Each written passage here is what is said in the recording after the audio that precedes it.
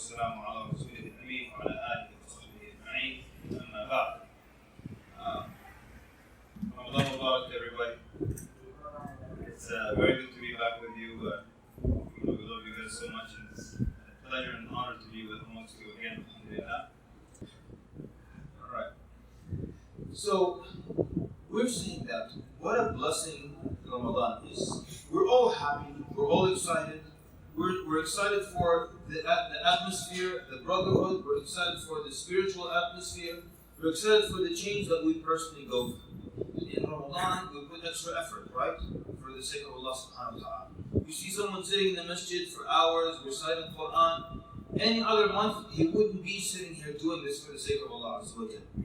And the way we see it is that we put extra effort for Allah subhanahu wa ta'ala. But the truth really is that Allah subhanahu wa ta'ala cleanses us and does things for us using the month of Ramadan.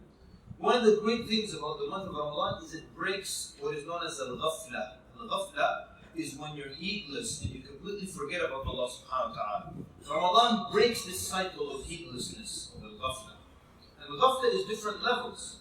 Allah subhanahu wa ta'ala says at the beginning of Surah Al-Anbiya, اقترب للناس حسابهم وهم في غفلة معرضون.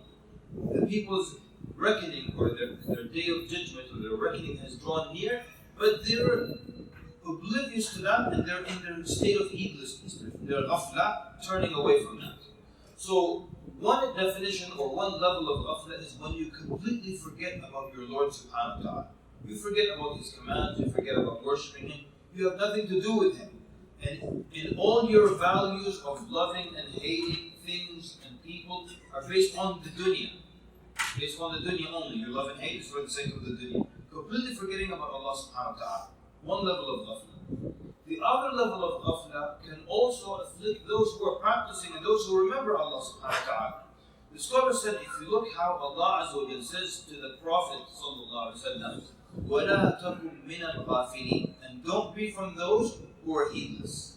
This is being said to a Nabi sallallahu alaihi wasallam who, even if he sleeps, his heart doesn't sleep. He's at another level, sallallahu alaihi wasallam. And still Allah subhanahu wa ta'ala is telling him, do not be from those who are heedless. So then Ramadan breaks for many of us this level of heedlessness. Meaning someone prays 5 times a day, but they've forgotten maybe the idea of reading the Quran on a daily basis. Or they've forgotten the idea of praying Fajr on time and always sleep past Fajr. Ramadan comes and breaks this cycle of heedlessness, this ghafla, and you start praying on Fajr on time, reciting the Quran. Or some people, their ghafla, they forget fasting until Ramadan reminds them of that. Or they forget Qiyamul Layl until Ramadan reminds them of that. So one of the great things about this month is that it breaks al-ghafla, heedlessness. And the scholars say, forgetting your Lord, it can be more dangerous than sinning and sins. We're talking about somebody here who just forgets his Lord, doesn't drink or do anything, but just forgets his Lord, and just keeps rolling by his life, just keeps going like this. They said heedlessness, what will break it? It's so serious. That's why Allah Azza wa Jalla is telling you many times, do not be heedless in the Quran. Because what will break it?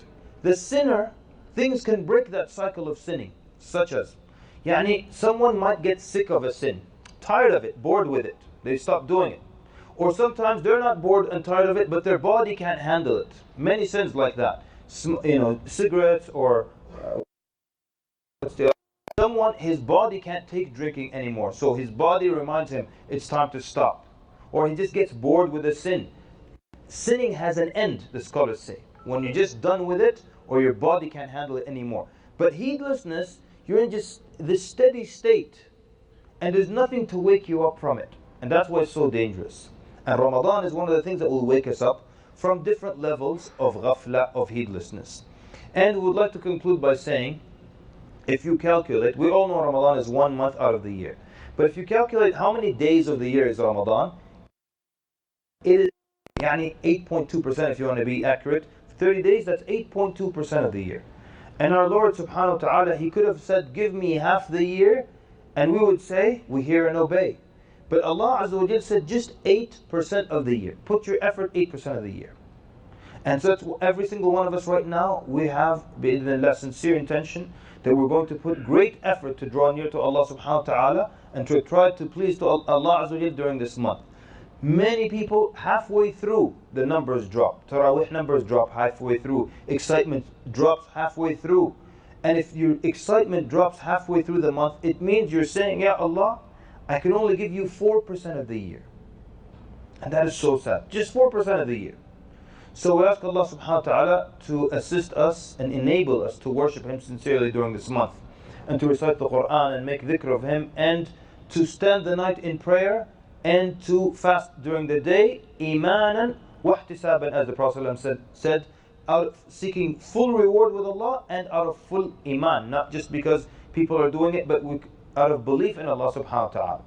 Jazakumullah khairan, may Allah accept your good deeds. Sallallahu baraka ala Muhammad. Wassalamu alaikum wa rahmatullahi wa barakatuh.